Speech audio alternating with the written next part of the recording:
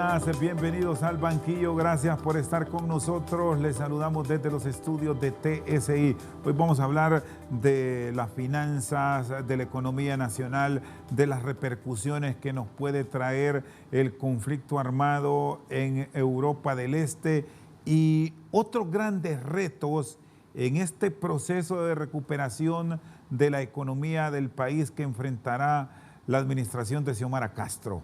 Nos acompaña el doctor Nelson Ávila, es un especialista en economía y finanzas, con mucho conocimiento también en asuntos internacionales. Y con eso quiero arrancar, doctor, porque usted ha vivido mucho tiempo fuera del país, estuvo en Venezuela, un país que nuevamente está en las primeras planas porque ya Estados Unidos, por el tema de los energéticos, ha tocado las puertas de la administración de Nicolás Maduro. Y aquí en nuestro país se han abierto una serie de ideas alrededor de volver a Petrocaribe, algo que los especialistas han adelantado no es viable porque una cosa fue el 2008, 2009 y otra cosa es el 2022. Doctor Ávila, qué gusto saludarlo. Feliz noche. Muchísimo gusto, muchísimas gracias, amigo Shendo. Siempre es un honor estar en sus programas porque en realidad es una persona muy bien informada y al mismo tiempo llega usted a contarle las costillas a uno para beneficio de la información del pueblo. ¿Cómo debe entender el hondureño esta crisis que se ha comenzado a sentir con mucho más énfasis en los últimos días, altos costos de los refinados, o para entenderlo, de las gasolinas, el diésel y el gas, que ahora lo buscamos hacia Venezuela con un anuncio que hemos escuchado de algunos políticos? ¿Es viable eso? Usted que conoció y que construyó alrededor de este proyecto que impulsó el presidente Chávez para nosotros, se va por el 2008. ¿Qué nos puede comentar? Bien, su pregunta genera tres categorías de análisis. La primera, una categoría de análisis geopolítico. La segunda, una categoría de análisis geoeconómico. Y la tercera, una categoría de análisis nacional. Con respecto al tema geopolítico, vivimos en un mundo en donde poco a poco, después de ser multipolar, pasó a ser bipolar, sobre todo después de la Segunda Guerra Mundial. Posteriormente, el mundo pasó a ser unipolar con la caída de la Unión Soviética, para pasar últimamente, ya hace aproximadamente, digamos, desde el 2016 fundamentalmente, a ser al menos tripolar. La guerra en este momento, de la cual se dice la mitad de la verdad, no se dicen las causas completas, no se plantean tampoco consecuencias integrales. Lo que sí está claro es que hay un impacto desde la perspectiva geopolítica en lo que es el tema, que es en la segunda categoría de reflexión, geoeconómicamente hablando. Geopolítica y geoeconomía son dos categorías inseparables. Desde la perspectiva del poder económico, el objetivo fundamental es cómo controlar espacios vitales, como algunos lo plantean, que significa el control de energías o de fuentes minerales o de cualquier otro tipo de recurso, que significa mantener y desarrollar el poder, que durante tantos tiempos ha sido dominante, durante muchísimos años, sobre todo en los últimos 400 años de historia económica. El carbón fue la fuente determinante para pasar después a fuentes como la energía, la adaptación de la energía, todo lo que fueron las revoluciones tecnológicas del ferrocarril, la industria automovilística en general, hasta pasar ahora a lo que es la revolución tecnológica de la robótica, la telemática, la informática y la biogenética. Todo esto se correlaciona también con el control del gas natural, del petróleo. Todos sabemos que todo esto tiene mucho que ver en la actual guerra también, que de una u otra forma está generando ese control también geoeconómico y que lo podemos comparar nosotros en este momento como la crisis de los misiles en 1962, cuando la Unión Soviética tenía algunos misiles en la frontera con los Estados Unidos, en este caso con Cuba, y que protestó y actuó los Estados Unidos. Bueno, podemos observar nosotros que en este momento también hay elementos de esa misma naturaleza con la OTAN, bajo la conducción de los Estados Unidos en la frontera cercana precisamente a Rusia. Entonces, para esto hay que ser periodistas honestos, analistas honestos y ver el problema en su justa dimensión. Entonces, geoeconómicamente, estamos hablando también de un sector muy importante y que para un país como el nuestro también hasta tiene importancia, hasta en la producción, no solamente del café, sino que de todos los productos agropecuarios, dado que Ucrania es uno de los países en los cuales se exporta enormemente herbicidas, fungicidas, pesticidas, etcétera, etcétera, y que tiene un impacto enorme. En todo caso, desde esta perspectiva geopolítica y geoeconómica, toda guerra crea aumento de la inflación. ¿Por qué? Porque aumenta el precio internacional de la mercancía fundamental en este momento en el mundo, que es el petróleo, del cual se derivan, todos los... vaya infinidad de actividades, hasta en un país como el nuestro, donde la energía eléctrica, 2/3 de la energía son generados por energía térmica, y la energía térmica requiere hidrocarburos, y los hidrocarburos se importan a Honduras y cada vez en consecuencia mucho más caro. Y obvio que nos debe importar toda guerra de la humanidad porque nos afecta como humanidad. Lo esencial no es lo económico acá, sino que lo humano. Mueren seres humanos de toda naturaleza y todos debemos oponernos a cualquier guerra. Y ahora bien, ¿quién inicia la guerra? Bueno, no hay ninguna guerra justa. Recuérdese usted que inclusive el Papa Juan Pablo II pidió perdón por algunas guerras que se hicieron precisamente desde el cristianismo hacia el Medio Oriente. Y eso me pareció profundamente ético, pero en consecuencia todo lo que significa una guerra debe interesarnos. Y el tercer escenario de análisis es a nivel nacional. ¿Qué hacemos en una sociedad como la nuestra? Bueno, yo ya he planteado cómo podemos disminuir los precios de todo lo importado. Chendo, nosotros no podemos modificar el precio de lo internacional, ¿me explico? No podemos modificarlo, para nada. Lo que sí podemos hacer es modificar el precio interno de todo eso, de lo internacional, modificar el precio interno a través de políticas macroeconómicas. ¿Se debe revisar esa famosa fórmula, doctor, antes de estar pensando en buscar un proyecto fallido para muchos como Petrocaribe? Bueno, usted menciona uno de los instrumentos que sí es importante y sí es urgente revisar esa fórmula, porque con esa fórmula hay un sistema de distribución precisamente del precio interno y lo que debería ser fundamental es que ese sistema de distribución beneficie al consumidor final. ¿Quién es el consumidor final? Es el pueblo. Me explico, a través del consumo de combustible.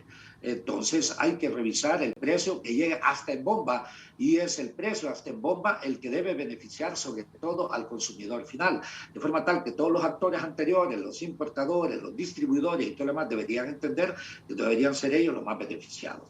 Sobre lo que usted dijo en Petrocaribe, aquí debo decir y en este caso el expresidente Mel Zelaya se acordará que precisamente creo que fue como el 16 o 26, ya no recuerdo, de noviembre del año 2017, una noche previa, me llamó para plantearme que, ya que pues yo era el que más conocía, porque yo le había hecho...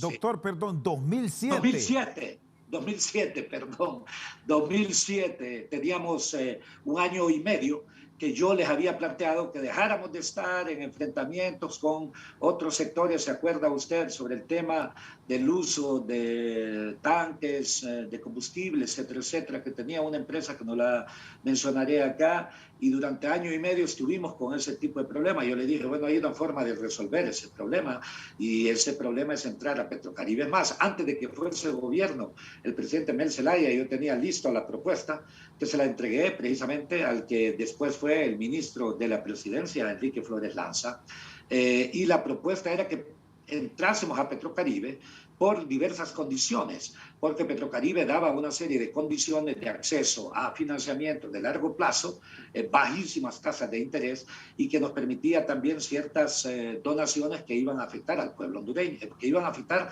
positivamente al pueblo hondureño. Como en efecto ocurrió, pero eso ocurrió hasta el 2008. ¿De este 2022 Sí. debemos ir por Petrocaribe o no? No, porque las condiciones son muy diferentes. La Venezuela de la época tenía una alta producción petrolífera, tenía una alta distribución de producción derivada precisamente de los hidrocarburos, entre ellos los pesticidas, fungicidas, herbicidas, plásticos, para mencionar algunos de los subproductos que esto se genera. Venezuela no tenía el embargo que tiene ahora, no tenía las condiciones tampoco yo diría, de baja producción, como existen en este momento, por infinidad de razones internas y externas a Venezuela. Y en consecuencia lo que debemos hacer, y yo he dicho, queremos bajar el precio de todo lo importado. No se olvide que Honduras es una sociedad importadora, ¿no es cierto? Entonces, ¿qué es lo que tenemos que hacer? Y esto les da miedo, porque dicen que pierden competitividad, pero a un alto costo. Entonces, hagamos una cuestión, o paramos la devaluación o revaluamos. Y yo le digo, según mis cálculos, nosotros podemos revaluar al 20 por 1 y nosotros seremos altamente competitivos, bajaríamos el precio de todo lo importado en aproximadamente un 25%. En otras palabras, si queremos nosotros rebajar los precios de los combustibles en este momento, que está, póngale a 100 lempiras el galón, estoy hablando de la parte final, el galón a 100 lempiras, con una política de revaluación monetaria, yo puedo hacer en 24 horas que el precio interno sea de 75 lempiras. ¿Me explico? En el caso del que vale 100 lempiras. En el caso del que vale 80 lempiras, bueno, sería el 25% de eso, entonces costaría 60 lempiras por galón. ¿Me explico? ¿Cómo se hace? Bueno, es una revaluación monetaria. Doctor. La revaluación monetaria, sí. Solo hágame un favor, vamos a ir a una pausa y luego me explica cómo es esta fórmula que usted me dice que bajaría el precio de los combustibles, si no es un sueño esto, porque... El precio interno. Precio interno, no, de acuerdo. Después de la pausa me explica cómo es la aplicación de esta fórmula suya para tener estos precios que todo el mundo los desearía. Ya volvemos.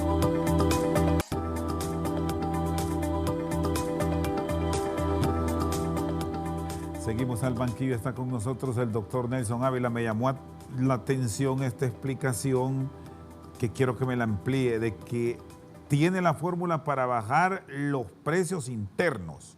¿Cómo sería si en el mundo los costos día con día van hacia la alza?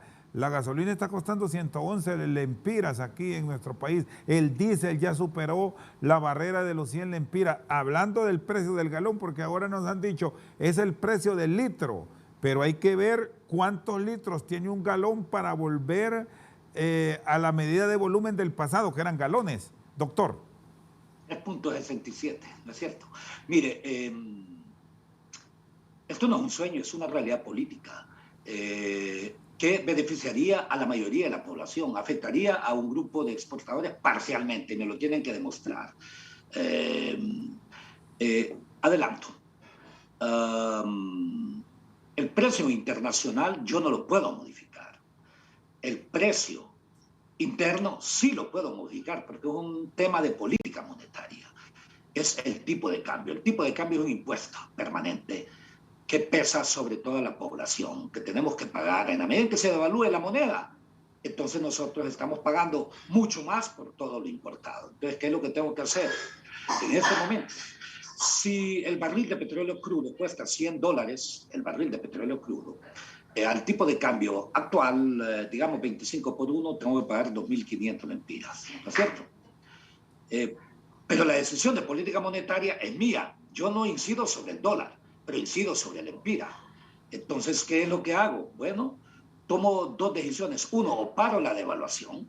¿Me explico? Así voy a tener, en realidad, como lo hicimos con el gobierno del presidente Miguel Zelaya, le adelanto que la devaluación, y aquí no me dejará mentir, fue más una decisión bajo presión de su servidor.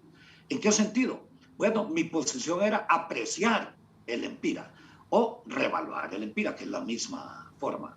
Revaluar el lempira, ¿por qué? Porque lo habían devaluado exageradamente, con el objetivo de, según ellos, mejorar competitividad, pero la competitividad no solamente se mejora vía precio, hay que mejorarla vía calidad, vía oportunidad, vía volumen, vía servicio tecnológicos, etcétera, etcétera, en diversas formas. En consecuencia, había otros que presionaban por una devaluación. Y yo mismo me extrañaba, yo decía, estos piensan más en los exportadores que en el pueblo hondureño. Total, quedamos en un punto medio. ¿El cuál fue el punto medio? No devaluar. Perfecto, magnífico, producimos. Lo que ocurrió en ese momento, si usted se fija, es que produjimos nosotros una sociedad más equilibrada en el sentido de que la gente ya pagó menos por lo importado, por todo lo importado. Y aquí, reitero, importamos casi todo. Dos ejemplos fundamentales: los pesticidas, fungicidas, herbicidas, automóviles, tecnología, derivados del combustible. Mencioné 4. Perfecto. ¿Qué es lo que yo hago? Bueno, es una decisión del Ejecutivo, no necesita ir al Legislativo, porque es una decisión de política monetaria y es ejecución. Entonces, como presidente, entonces se toma una decisión. ¿Y cuál es decisión? Revaluar la moneda. Yo hago toda una serie de cálculos matemáticos sobre reservas monetarias, lo que es la rotación del dinero, velocidad monetaria. Son elementos a los que no quiero entrar porque son terminologías económicas que juegan en el análisis. Y yo decido, a partir de mañana el dólar será 20 por 1. Es una decisión mía. ¿Me explico? Acá internamente. Si yo digo 20 por 1, yo voy a pagar esos $100, los voy a contabilizar como ya no 2.500 lempiras, sino que 2.000 lempiras. Me he ahorrado 500 lempiras. ¿Me explico? ¿Para quién? Para la sociedad. Entonces, lo que antes la gente pagaba, los importadores pagaban entonces 25 lempiras por dólar, ahora van a pagar 20 lempiras por dólar. Y eso debe tener un impacto en cascada sobre el precio de todo lo importado. Entonces ya yo no pagaré, reitero, 2.500 lempiras por barril de petróleo crudo, sino que 2.000 lempiras. Y entonces todo lo demás me ahorro.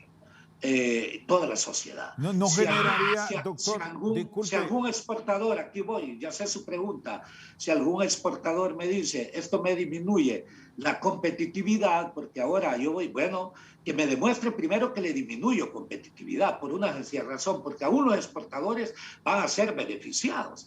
Los exportadores, por ejemplo, de café, para poder exportar el café, lo compran al que se arriesga enormemente y este a su vez compra pesticidas y fungicidas que son importados. Al revaluar la moneda, entonces lo que ocurrirá será que él va a pagar menos por eso importado y en consecuencia el precio que va a pagar el exportador por ese café va a ser menor. ¿Por qué? Porque los costos son inferiores para la otra persona y ella va a mantener sus tasas de ganancia, ambos. Si un exportador me demuestra que ha perdido competitividad producto de esto, entonces lo que yo voy a hacer es darle un bono compensatorio, pero que me demuestre.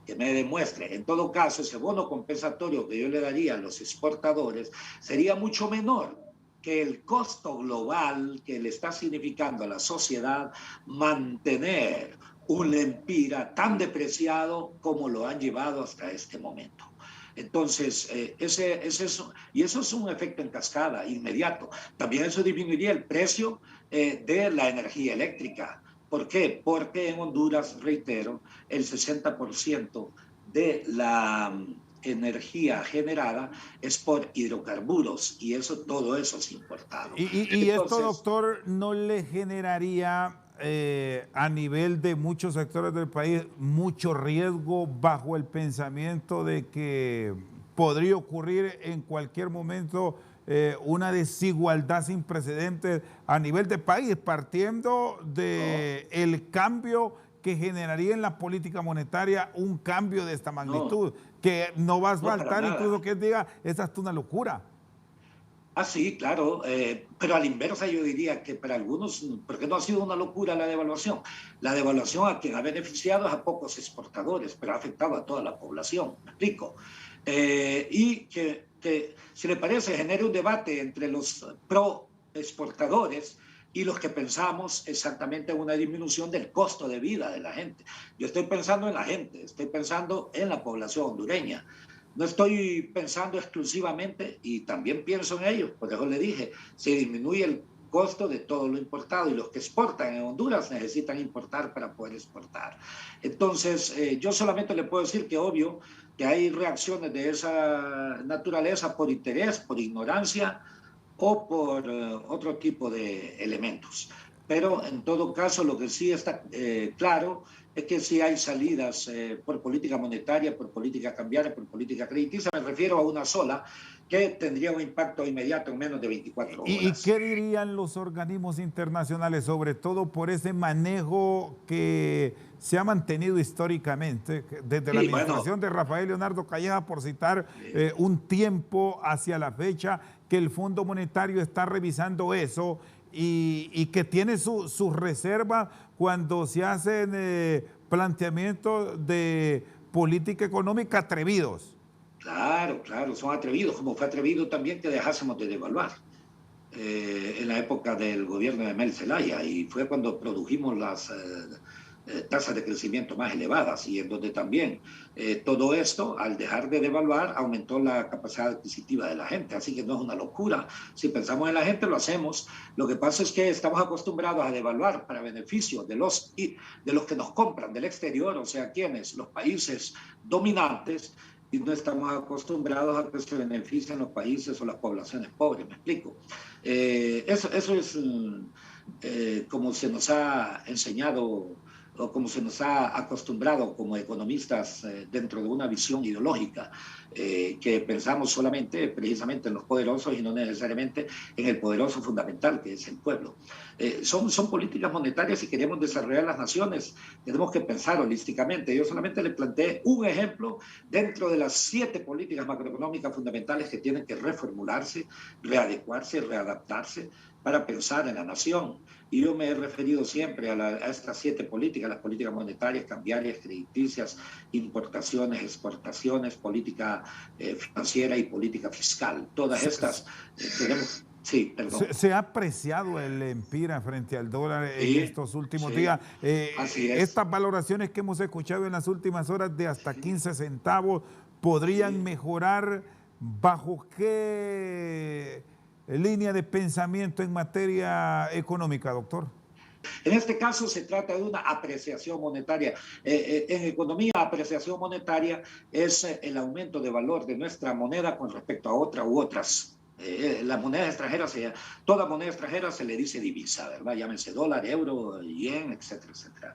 Entonces, lo que ha ocurrido es una apreciación, y es correcto, es una especie de revaluación. La diferencia entre una apreciación y una revaluación es que en una revaluación hay una decisión política, es una decisión de Estado y ahí se fija, tanto que la apreciación es como consecuencia de una especie de oferta del mercado de divisas, ¿me explico? Y lo que yo planteo es una revaluación, una posición directa del Ejecutivo, que tiene sus efectos negativos, sin duda, relacionados con el tema de la exportación, sin duda, pero que me tienen que demostrar que yo los afecto en esa proporción. Y reitero, hay que compensarlos si alguno de ellos en realidad se demuestra que han sido afectados, pero en todo caso, el costo de ese subsidio directo que se les daría a ellos, si han sido, como medida compensatoria, si han sido afectados, es mucho menor que el costo que en este momento tiene una devaluación generalizada en esa medida, porque afecta a todo el pueblo hondureño en general. ¿Hay algún país en la región parecido a la economía nuestra o que usted conozca que se haya atrevido a realizar estos cambios? Sí, sí, sí. ¿Cuáles, por ejemplo? Hay infinidad de historias de esta naturaleza, e inclusive yo le adelanto, historias también en donde nos hemos opuesto a algunas políticas del Fondo Monetario que deberían hacer su propia autocrítica. Muchas de esas políticas no han llevado exactamente a que los países estén mejores. Tampoco el Fondo Monetario fue creado para desarrollar naciones, fue creado solamente para ver algunos temas de, si le parece, macroeconomía. Por ello, usted se preguntará, ¿cómo en una sociedad tan corrupta, tal vez no la sociedad, sino la sociedad política y cierta sociedad empresarial en Honduras es corrupta?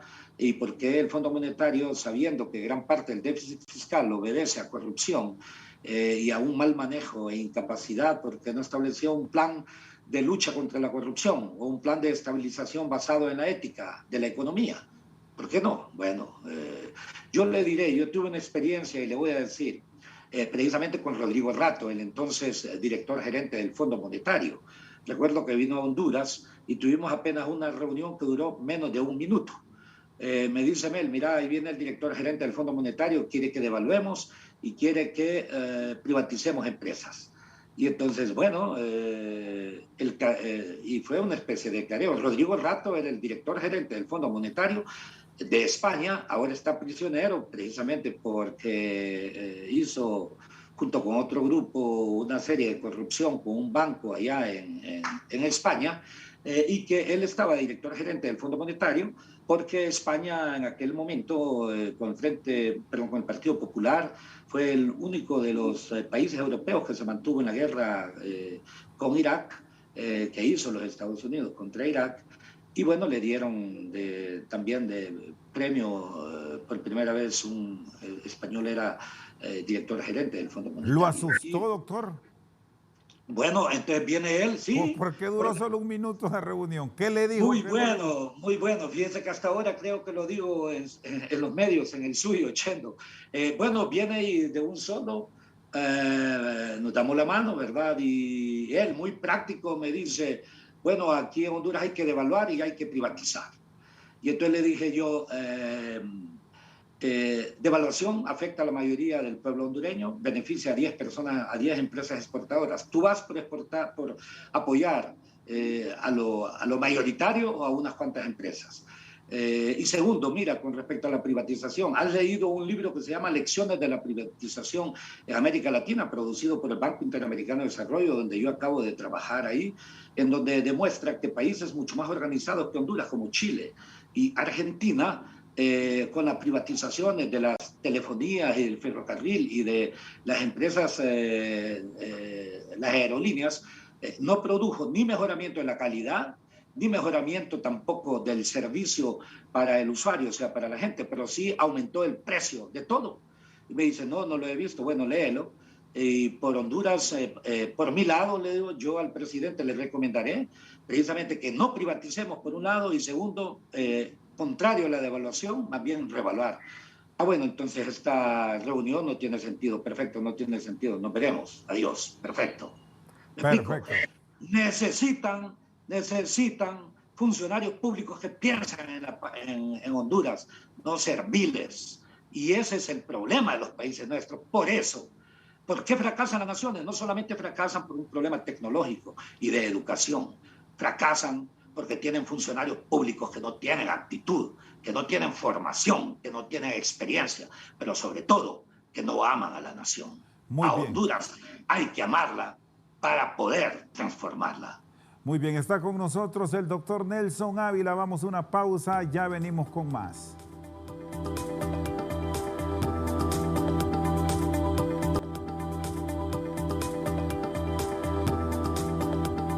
Seguimos al banquillo con el doctor Nelson Ávila. Me hablaba en el segmento anterior de la selección de personal, de la integración del gabinete. ¿Cómo lo ha observado? Todavía se están acomodando algunas piezas. Por cierto, se esperaba que usted formara parte de equipos dentro del gabinete económico. ¿Qué pasa que no lo llamaron? ¿O no ha aceptado? ¿Cuál es la realidad, doctor, sus consideraciones? Vea, en primera instancia, el caos en el cual se encuentra Honduras es extraordinario.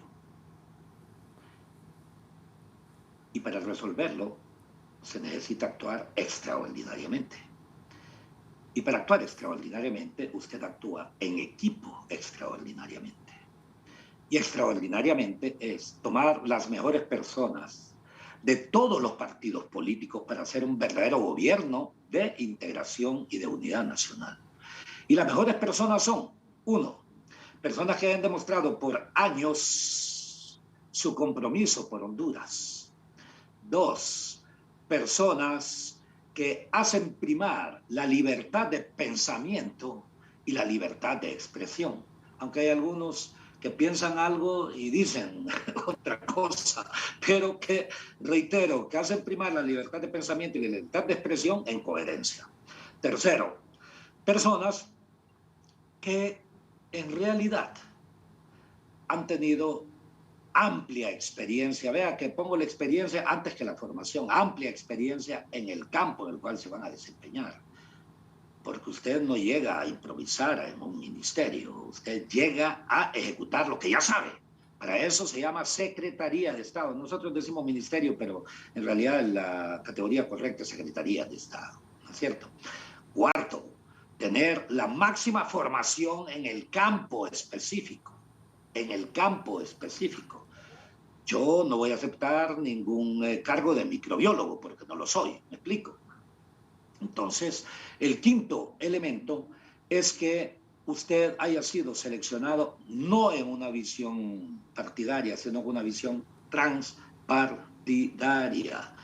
Esto significa que integra todo un equipo que enfrente ese caos en las mejores condiciones personales y tecnológicas. Y es en este contexto que yo le diría cómo yo hubiese procedido, pero reitero, yo no estoy dando ninguna sugerencia de lo que yo hubiese hecho, porque hay algunos que dicen, bueno, es que Nelson quiere que las cosas se hagan como él. No, yo expreso mi forma de pensar. Lo que pasa es que en un país como el nuestro parece que es prohibido pensar. En un país como el nuestro parece que es prohibido ser independiente. En un país como el nuestro parece que es prohibido actuar un poco en el ámbito de la justicia. O hasta, doctor, o hasta que pide esto porque quiere que lo llamen. ¿Ha sucedido o no le han planteado en lo más mínimo una opción de formar parte de la estructura del Estado? Y voy a agregarle, ¿aceptaría o ya mejor se queda bajo las consultorías y toda la actividad en el campo de las finanzas y la economía que ha desarrollado? Vea, yo no aceptaré absolutamente ningún cargo si no se le hace honor al movimiento 5 de julio que yo coordino. Tiene derechos adquiridos y esos derechos adquiridos en las urnas. Nosotros jamás hemos hecho fraude, ni un tan solo, porque además no tenemos poder para incidir en esta forma. En consecuencia, si se le reconocen esos derechos adquiridos, así como se le han reconocido, me disculpa, a partidos que forman parte en este momento del gobierno, ¿no es cierto? Al PINU, al Partido Salvador de Honduras, a algún sector del Partido Liberal. Entiendo yo que hay nacionalistas también en altos cargos, ¿verdad? Hasta en la conducción de empresas importantes. Y el 5 de julio que sacó en las primarias se le decretó, porque podemos demostrar, aunque se enojen algunos, que lo que a nosotros nos asignaron fue una porción de lo que realmente sacamos en las primarias. Nosotros, se sabe muy bien. Y nosotros representamos, vea, no menos de 20 veces el promedio de 7 partidos que algunos de ellos ya dejaron de existir, ¿verdad? En las primarias, y ello fue en las generales, me explico, no menos de 7 veces. Y en algunos casos, vaya, un poco más. Pero en todo caso, yo siempre he manifestado, esté o no esté en el gobierno, yo voy a tratar que este gobierno sea lo más exitoso posible. ¿Por qué? Porque yo soy del Partido Libre, no por una visión partidaria, es porque el pueblo hondureño se beneficia El pueblo hondureño se ha sacrificado demasiado. Aquí la pobreza ha aumentado enormemente. La clase media es exigua, exigua, mientras que hay unos cuantos que no son empresarios, sino que mantienen el control económico y político, e inclusive siendo parásitos del presupuesto del Estado. Entonces, todo lo que yo digo, yo sé lo que me genera. Yo le agradezco que haya toda la libertad en este medio y en usted en escuchar esto. Yo soy el responsable de lo que digo y lo sostengo completamente. Entonces, ¿qué es lo que yo hubiese hecho en este momento? Aparte de haber integrado un equipo de esa naturaleza, yo observo buenos profesionales. Algunos cumplen con los requisitos que yo le dije, pero en honor a la verdad hay otra serie de personas que no. Lo mismo yo haría, ojo, a nivel internacional. ¿Cómo selecciono embajadores? ¿Cómo selecciono al mismo tiempo cónsules? Bueno, los selecciono bajo la misma primicia. Honduras tiene una mala imagen a nivel internacional como país corrupto, país altamente ligado al narcotráfico, un país en donde hay un narcoestado, un país altamente pobre, altamente endeudado, alta criminalidad, controlado al mismo tiempo por, bueno, ¿qué puedo decir? Honduras no es conocido por lo bello que tenemos, o sea, por la enorme, yo diría, riqueza bio ecológica que tenemos. Doctor, no le daría... No es conocida, sí. Sí, doctor, no le daría el beneficio de la duda a algunos componentes del gabinete económico, y me quedo Sí, ahí claro, porque es el claro. área que usted conoce con mucha mayor exactitud. No, claro, En no a este todos. tiempo, o hay que hacer cambios ya. No, a todos hay que darles ese beneficio, sin duda la duda, y no solamente en el campo económico. En realidad, yo como exfuncionario internacional por casi más de 30 años, yo le puedo decir que tuvimos bastante experiencia en materia de relaciones internacionales. Ahorita se requiere una ofensiva internacional de diversa naturaleza, pero no es en el hecho de andar visitando países. Una ofensiva internacional de diversa naturaleza, o sea, recordar que ya estamos en un Estado de Derecho. Eso es importante, eso disminuye el riesgo país sustantivamente, capta inversiones, pero hay que hacer profundas modificaciones a nivel de políticas macroeconómicas, a nivel de políticas microeconómicas, a nivel de establecer políticas de Estado en esta materia, pero también en materia de políticas sociales como la educación, la salud, políticas tecnológicas, en la necesidad al mismo tiempo de construir una verdadera política de Estado sobre el país que queremos ser en materia de relaciones internacionales, como una política de Estado en materia al mismo tiempo energética, en materia de agua y saneamiento, de puertos y aeropuertos. Hablo de políticas de Estado, no solamente simple y sencillamente como políticas de gobierno. Entonces, no, yo respeto a todas las personas, pero estoy planteando exactamente lo que haría completamente, ¿verdad? En esto. En ese contexto, yo le diría que todos los hondureños, yo exhortaría para que todos apoyemos al Ejecutivo para que sea lo más exitoso posible y que también como ciudadanos señalemos las cosas que no nos parecen, si para eso somos ciudadanos, no somos súbditos, ¿no es cierto? Aunque yo sé que una sociedad cerrada, aunque usted plantee las cosas que le parecen fundamentales para que la nación se oriente de la mejor forma posible, bueno, parece que en realidad hay algunos que no les gusta escuchar la verdad, pero la verdad nos hace libres, no solamente como partido, nos hace libres exactamente para poder transformar y orientar Honduras como debería ser. Y para ello yo sé que todo que aprovecho aquí para agradecer a toda esa juventud que nos ha apoyado, universitaria o no, y ahí también el papel de la universidad, un papel en realidad yo diría, me disculpa, completamente negativo en momentos de caos. La universidad debió ser un instrumento de transformación de la sociedad. Si ahí tenemos profesionales de todas las materias, un verdadero plan de transformación de la nación que se pudo hacer para que todas las facultades al unísono operen en ese sentido, pero en realidad el problema es que no ha habido académicos en la universidad desde 1983, Muy lo que ha bien. habido militantes partidarios. Muy bien, está con nosotros el doctor Nelson Ávila. Vamos a una pausa, ya regresamos.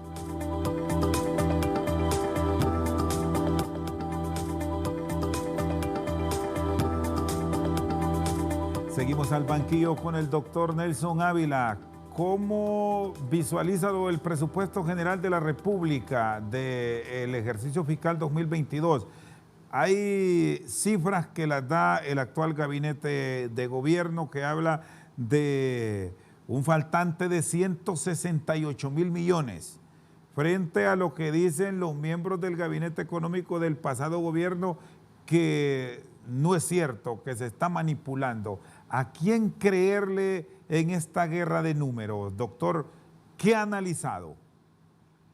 Bien, el nieto de un prominente dirigente del Partido Nacional, si no mal recuerdo, desde inicios de los 60 o fines de los 50 y durante casi 25 años, Ricardo Zúñiga Agustinus, su nieto Ricardo Zúñiga, que es una persona que fue enviada por los Estados Unidos y que supuestamente sería el secretario adjunto en asuntos hemisféricos occidental, en este caso América Latina y el Caribe, expresó que solamente en el año de la pandemia, el 2019, la corrupción en Honduras había llegado desde el Estado al equivalente a 3.000 millones de dólares, 75.000 millones de lempiras en un año. Si partimos del principio de que ese es el país más informado, es el país más informado en el mundo, o sea, domina en el mundo, y para dominar hay que tener información, y usted sabe, como comunicador, la información es poder, ¿no es cierto? Y en ese contexto, asuma usted que yo diga, se equivocó él o escuché mal. 2.000 millones fue lo que yo escuché, que era la cifra que yo siempre manejé, más o menos esa cifra, en el punto, por lo visto, cuasi medio. Bueno, son 50.000 millones de lempiras en tiempos de pandemia. Eso en cualquier lugar. Es más, si fuésemos serios, ese gobierno fue en consecuencia un gobierno genocida, porque no orientó los recursos hacia ahí, sino que más bien hubo esta parte de la corrupción. Entonces, bajo este argumento, ¿qué son 169.000 millones que ha dicho la compañera ministro de Finanzas, la abogada Rixi Moncada? 169.000 millones de lempiras. ¿Qué son 169.000 millones? Si tomamos el dato de Zúñiga Agustinos, bueno, es el robo de 2 años con un mes, 2 años, 2 meses aproximadamente. ¿Me explico? Y si tomamos el dato, que era el que yo había utilizado, es casi el equivalente al robo durante 3 años. ¿Y cuántos años estuvo Juan Orlando como presidente? El primero como presidente fraudulento y el segundo como presidente, entre comillas, inconstitucional y fraudulento. Estuvo 8 años. Si yo parto del principio, en consecuencia de que la sustracción anual fue de 50.000 millones de lempiras en 8 años, son 400, asumiendo que permanezca constante este nivel, son 400.000 millones de lempiras en 8 años. 400.000 millones de lempiras. Y si tomo el dato de Ricardo Zúñiga, entonces llegaríamos nosotros a aproximadamente en 8 años por 75, llegaríamos a casi 600.000 millones de lempiras. Eso es mucho más que lo que dijo la compañera Rixi. Entonces, partiría al principio que lo que ella dice es razonable. Ahora, yo también entonces espero que haya un debate abierto, frente a frente, como dicen, o sea, en otras palabras, sentado en el banquillo, si le parece, cada quien, para que se expresen las cifras, porque las cifras normalmente también han sido producto de ciertos ocultamientos, así como se ha ocultado la deuda flotante, me explico. Entonces, sobre esto, ¿qué es lo que yo haría? Si gusta, paso a esa segunda fase. Sí, aquí es el detalle, porque vendrá una reformulación del presupuesto de la República revisando un déficit histórico. ¿Qué cuidado deberá tener la Cámara Legislativa, sobre todo por el tema de la prioridad en materia sanitaria, porque seguimos en pandemia, en materia educativa, por la reapertura de clases y el tema de la seguridad ciudadana, que nos está golpeando y vaya de qué manera en este momento, doctor? fuerte. Vea, la producción social, o Producto Interno Bruto, como decimos los economistas, equivale, póngale poco más, poco menos, a cerca de la mitad. Perdón, el presupuesto de la nación equivale a cerca de la mitad de la producción nacional. La producción nacional llega, digamos, 700.000 millones de lempiras y el presupuesto son 300.000 millones. Eso hace cerca de la mitad, ¿verdad? 45%, póngale. De eso, gran parte va para el pago del servicio de la deuda, en otras palabras, principales e intereses. Una gran parte de eso. De la totalidad del presupuesto, 300.000 millones de lempiras, apenas 127.000 es para el gobierno central. Y en consecuencia, para la entidad descentralizada, la diferencia, ¿verdad? Un poco más, 190.000 millones, digamos. Si usted divide 300.000 millones como gasto público entre los 365 días del año, sucede que en Honduras gastamos casi 800 millones de lempiras por día. ¿Me explico? Ese es el costo para la sociedad de un sistema burocrático elevadísimo. Entonces, y gran parte, entonces yo me iría a ver el presupuesto. Y el presupuesto lo revisaría bajo la técnica base cero. ¿Qué es lo que realmente requiere la nación? No lo que existe, porque lo que existe está lleno de corrupción, clientelismo, etcétera, etcétera. Entonces, presupuesto base cero, sobre la base de debo hacer ahorros presupuestarios sin castigar ni la educación, ni la salud, ni la justicia, y crear condiciones para la reducción de la pobreza. Y eso pasa inexorablemente porque también se mejoren las condiciones para la clase media. En la medida en que se mejore la salud y la educación y la administración de la justicia, todos nos beneficiamos. Entonces, no solamente diría un recorte, corten al 10%, no, porque yo le adelanto, ese presupuesto fue hecho bajo una racionalidad, la racionalidad del narcoestado. Y yo parto del principio que nosotros, no digo en libre, porque por libre, o sea, nosotros no solamente ganamos como libre, ganó toda la sociedad. Y ahí es donde yo les recuerdo a todos mis compañeros de libre que tienen el poder en este momento, por favor, el pueblo hondureño votó para que hiciéramos las cosas diferentes, no las hagamos de la misma forma. Entonces, bajo este planteamiento, entonces revisaría todo el presupuesto, tanto de las entidades descentralizadas como del gobierno central, en el entendido que debo manejarme con un déficit razonable. Déficit razonable sin castigar demasiado a la población. Se ha llegado a déficit en este país de hasta el 12% del presupuesto de la nación. Y en algunos casos, bueno, 12%, aproximadamente casi al 6% del Producto Interno Bruto, etcétera, etcétera.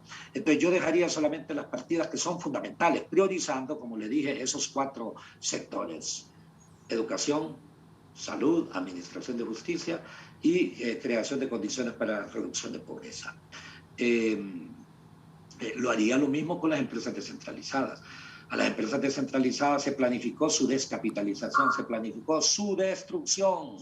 Si fuésemos serios, haríamos una auditoría forense de cómo actuaron todos los ministros de Finanzas, todos los ministros de Economía en las juntas directivas de Hondutel, de la ANE, de la Empresa Nacional Portuaria, del SANAA, etcétera, etcétera, para que usted vea que se planificó su destrucción para justificar una privatización a cuyos intereses ellos respondían, los diferentes ministros y los diferentes presidentes. Y entonces tendríamos, en realidad, yo espero que la CICI pueda hacer eso, y sin límites, que se vaya a infinidad de años. Hay que revisar, como hemos dicho durante años, los contratos de generación de energía térmica. En este país hay energía que es generada con fondos nuestros, o sea, por las empresas públicas, que es facturado como si es generado por sectores privados. Y todo eso lo saben expresidentes, presidentes, ministros. Esos son miles de millones por los cuales hemos pagado los hondureños de más y de más energía también. ¿Me explico? Entonces, tenemos que revisar al mismo tiempo cómo es que Hondutel, después de ser una empresa superavitaria, ahora llegó a ser lo que es. Sobre eso yo le adelanto, yo estoy en relación con una firma de consultores internacionales y van a llegar ya en estas semanas, se han tardado más bien, cartas para fortalecer esas instituciones, cartas para movilizar recursos para esas instituciones, llámese Hondutel, NE, SANAA, Empresa Nacional Portuaria, para mencionarle 4 de las empresas estratégicas fundamentales, para movilizar recursos no vía préstamo, sino que para que sirva exactamente para capitalizar a esas empresas, pero también para modernizar tecnológicamente o digitalmente todas esas instituciones, para mejorar al mismo tiempo la demanda, para la reducción de las pérdidas técnicas y no técnicas en el caso de la ANE y mejorar la demanda en el caso de Hondutel, para al mismo tiempo hacer mucho más eficiente operacional, administrativo y tecnológicamente todas estas empresas. Con todo esto se mejorarían las condiciones de calidad de producción, se reducirían las tarifas al mismo tiempo para todos. Eso es perfectamente posible. Muy bien. Gracias, doctor, muy amable. Gracias por habernos Muchísimo acompañado. gusto. Tenemos salidas, tenemos que hacer que este gobierno sea en realidad exitoso. Para ello también tenemos que pensar en una Corte Suprema de Justicia, en una Fiscalía que se responda a la nación, un Congreso Nacional que realmente sea estructurado siempre sobre las bases de la legitimidad, de la legalidad, de la eficacia, pero sobre todo de pensar en Honduras. Tenemos salidas y sin duda alguna, si actuamos inteligentemente, saldremos. El doctor Nelson Ávila con nosotros esta noche al banquillo. Por su sintonía, muchas gracias.